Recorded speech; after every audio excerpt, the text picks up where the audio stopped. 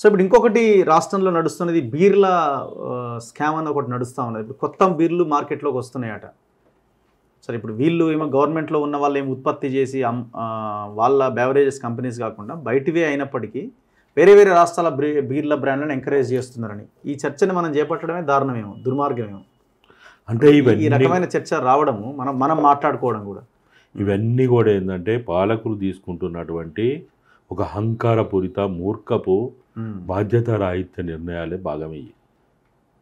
వాళ్ళు చేయాల్సిన పని చేయకుండా వాళ్ళు ఇటువంటి పనికిమాల పని చేసి అరే మీరు అదే పాలకులకు చెప్తా ఉంటారు, ఎమ్మెల్యేలకి మంత్రులు అరే మీకు ఏమైనా తక్కువైతే మీరు అడగండి, మేము బిచ్చమెత్తి తెచ్చిస్తాం, మేము నీ ఇంట్లో ఏమైనా ఫంక్షన్ ఉన్నదా చెప్పు, లేకపోతే నీకు ఏమైనా తక్కువైందా చెప్పు, నీ బిడ్డ పెళ్లి చేయాలని చెప్పు, లేకపోతే ఏమైనా విదేశీ యాత్రలు చేయాలని చెప్పు, మేము బిచ్చమెత్తుకొని తెచ్చిస్తాం.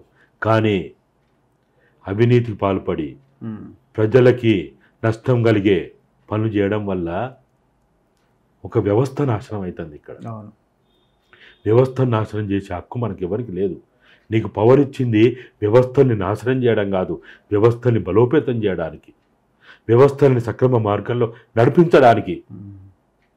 నీకు నెలకి సుమారు ఒక్కొక్క మంత్రికి 2 కోట్ల నుంచి 3 కోట్లు ఖర్చు పెడుతున్నది మీ ఇష్టారాజ్యంగా చేయడానికి కాదు.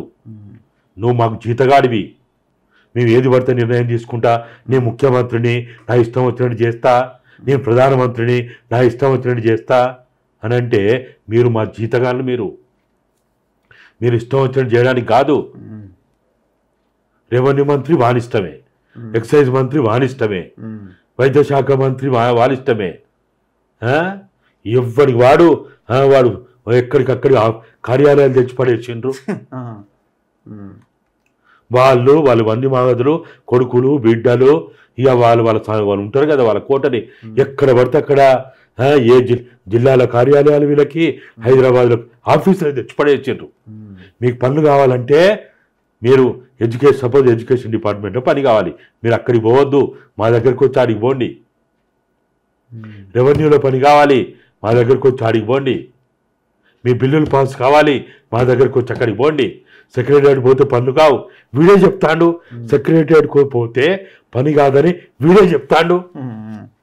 ఇప్పుడు మనం బెల్ట్ షాపులు తీసేయాలి అని అదొక లైన్ తీసుకొని కాంగ్రెస్ కూడా మేనిఫెస్టోలో ఆ డిమాండ్లకు తగ్గట్టు మేనిఫెస్టోలో పెడితే ఉన్న మేనిఫెస్టోని పక్కన పెట్టి బెల్ట్ షాపుల సంగతి దేవుడు ఇప్పుడు రకరకాల బ్రాండ్ల బీర్లు వెలుగులోకి తీసుకొచ్చే ప్రయత్నం చేస్తున్నారంటే వీళ్ళు ఇవి చేస్తారని గ్యారంటీ ఏముంది?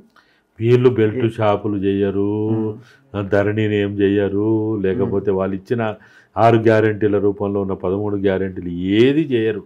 మనకి ఏది చేయరని తెలుసు. కానీ ఒక పెద్ద దొంగని దించి ఓ చిన్న దొంగని ఎత్తుకోవాలని ఎత్తుకున్నాం. కానీ అంతకు మించి ప్రజలకి అటువంటి అభిప్రాయం లేదు.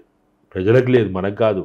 చదువుకున్న వాళ్ళకి ఏమన్నా ఉన్నదేమో కానీ ప్రజలకైతే చాలా స్పష్టత ఉంది. తెలంగాణ సమాజానికి చాలా ఒక అప్రజాస్వామికవాది పోతే అతి భయంకర ద్రోహాన్ని మనం భరిస్తాం, కానీ నమ్మక ద్రోహాన్ని భరించలేము. కేసీఆర్ చేసింది మామూలుది కాదు.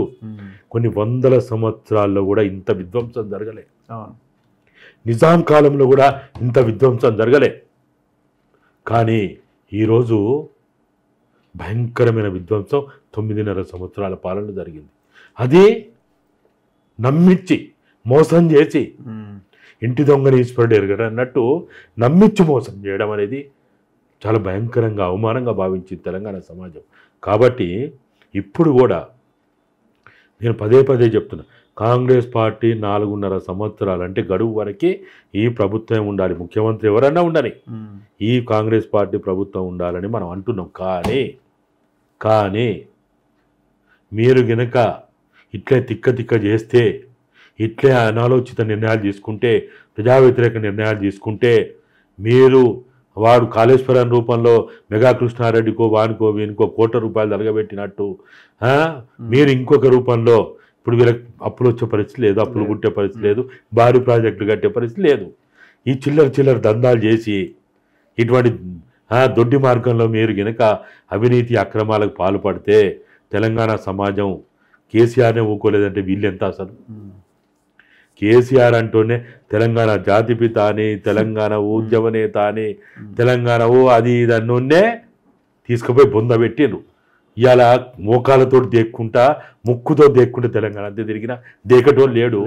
వీళ్ళంతా ఇప్పుడు ఈ ఫోన్ ట్యాపింగ్ అంశం ఎక్కడికి వెళ్తుందని మీరు అనుకుంటున్నారు? అంటే ఇది అల్టిమేట్గా రేపు కేసీఆర్ అరెస్ట్కు దారి తీసే అవకాశం ఉందని మీరు అనుకుంటున్నారా? అంటే ఇది ఏది ఉన్నా నేనైతే అదేదో చెప్తారు చూడు, సర్వరోగ నివారణ అన్నట్టు జూన్ 4 తర్వాతనే అన్నిటికీ పరిష్కారం చెప్పొచ్చు. అంతేనా?